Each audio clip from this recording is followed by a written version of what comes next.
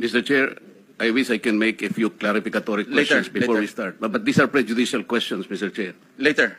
Let's hear first from the principal witness this morning. No, but these are prejudicial questions, Okay, Mr. go Chair. ahead.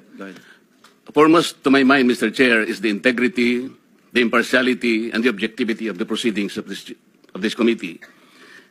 Mr. Chair, you were interviewed on Billionario Channel by Ms. Pinky Webb.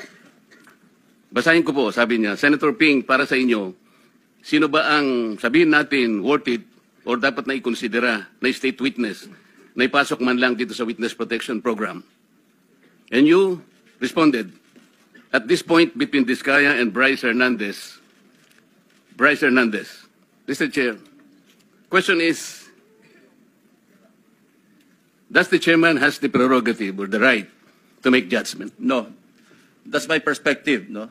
That's my personal opinion outside of the hearing or outside of this hall.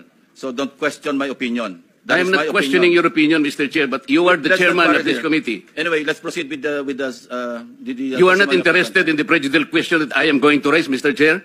Go ahead, you raise your Kaya nga sinasabi ko sa inyo an investigator, we are investigating. Away kagad tayo rito.